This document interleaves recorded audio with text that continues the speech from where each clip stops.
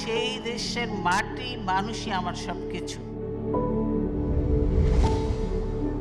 বর্ণমালা Romeo builders নিবেদিত হৃদয়ে খালেদা জিয়া। আমাদের নেত্রী দেশনেত্রী বেগম খালেদা জিয়া উনি গত 30শে ডিসেম্বর আমাদের ছেড়ে চলে গেছেন। উনি গণতন্ত্রের মাতা, উনি বাংলাদেশের অভিভাবক ছিলেন। আমরা আসলে সারা জাতি ওনাকে অনুভব করে, ফিল করে, মিস করে। আমরা এখনও ওনাকে মিস করছি। উনি যে গণতন্ত্র শিখে গেছেন, গণতন্ত্রের প্রতি যে ওনার যে শ্রদ্ধা, স্বাধীনতা সার্বভৌমত্বের প্রতি ওনার যে মানে শ্রদ্ধা, ভালোবাসা এবং তার যে অ্যাডামেন্সি, এটা আসলে আমাদেরকে উনি শিক্ষা দিয়ে গেছেন যে কোনো অবস্থাতেই দেশের স্বাধীনতা সার্বভৌমত্ব অন্য দেশের কাছে আমরা বিকিয়ে দেব না, আমরা মাথা নত করবো না। আমরা আমাদের সঙ্গে বন্ধুত্ব থাকবে, কিন্তু কেউ আমাদের প্রভু হবে না।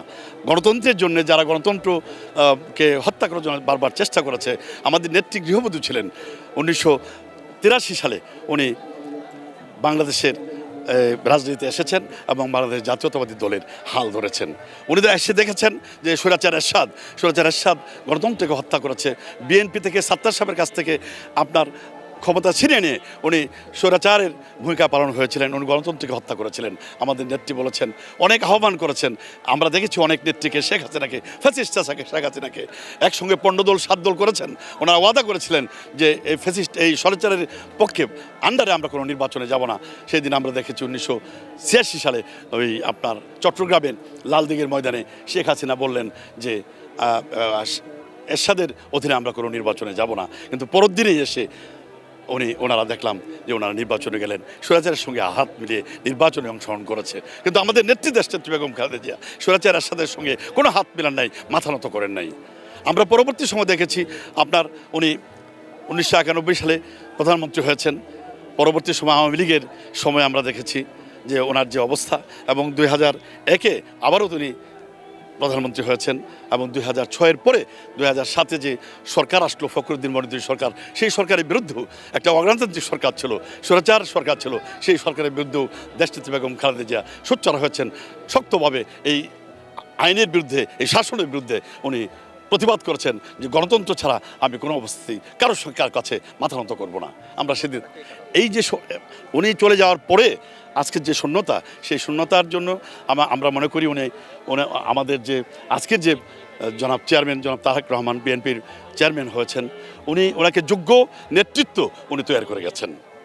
আমরা বিশ্বাস করি যে এই যে গণতন্ত্রের কথা, স্বাধীনতা সার্বভৌমত্বের কথা সঙ্গে কোনো আপোষ করে নাই দেশনেত্রী বেগম খালেদা জিয়া। আমাদের নেতা আজকের যিনি বিএনপির হাল ধরেছেন জনাব তারেক রহমান, ওনার এই যে অসমাপ্ত কাজগুলো উনি সমাপ্ত করবেন এবং গণতন্ত্র প্রতিষ্ঠা করবেন, এবং একটি সুন্দর আগামী দিনে একটি সুন্দর দেশ বাংলাদেশে উপহার দেবেন। সাত্তার সাহেব যখন রাষ্ট্রপতি হলেন, একটি জিয়া রহমান সাহেবের 1981 সালের 30 মে উনি মৃত্যুবরণ করলেন। জৈন কিছু উচ্চাভিলাষী আর্মি অফিসাররা তাকে হত্যা করে এবং দেশে এবং বিদেশি চক্রান্তের মাধ্যমে। পরবর্তী সময় সাত্তার সাহেব রাষ্ট্রপতি হওয়ার পরে ওনার সঙ্গে ওনার যে স্ট্রেংথ থাকার কথা ছিল, আর্মিদের মধ্যে যে একটা গ্রুপ ছিল, ওই গ্রুপটা এবং রয়ের কিছু অংশ ওনাকে রাষ্ট্র ক্ষমতা থেকে সরিয়ে একটা স্বৈরাচার ওই হোসেন মোহাম্মদ এরশাদ উনি রাষ্ট্রীয় ক্ষমতায় এলেন। এটা দুর্বলতা ছিল তার যে স্ট্রেংথ, একজন নেতৃত্ব দেওয়ার যে কৌশল, যে শক্তি থাকার কথা, যে ক্যাপাসিটি থাকার কথা, সেই ক্যাপাসিটি হয়তো সাত্তার সাহেবের ছিল না, যে কারণে এবং উনি হয়তো বা একটা কুচুকরি মহল ওনাকে ডিস্টার্ব করতেছিল।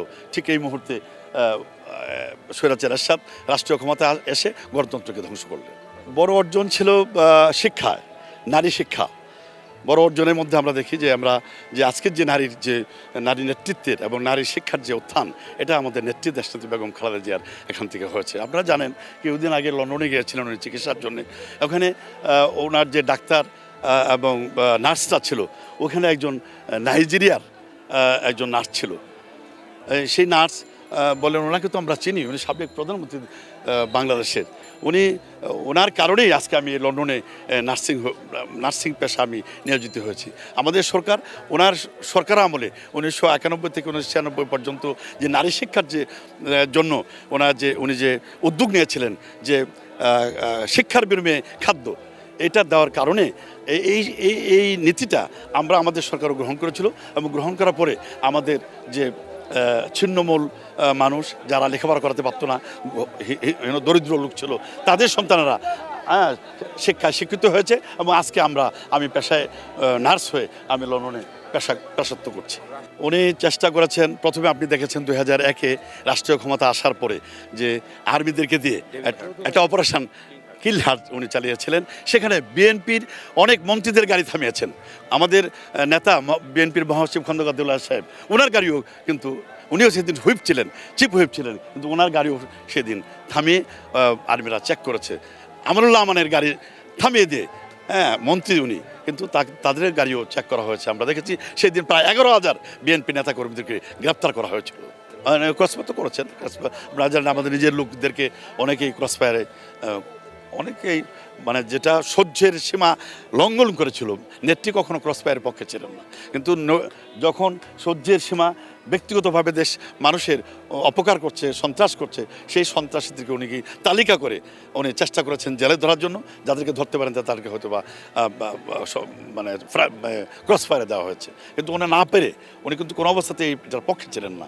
উনি বাধ্য হয়ে দেশের শান্তির জন্য সেই সময় বাধ্য হয়েছিলেন কিছু কিছু ঘটনা ক্রসফায়ারের মধ্য দিয়ে তাদেরকে দমন করার জন্য এবং আইনের যে শাসন সেই প্রতিষ্ঠার জন্য উনি চেষ্টা করেছেন। অবশ্যই অত্যন্ত ভালো উদ্যোগ আপনাদেরকে অনেক ধন্যবাদ জানাই।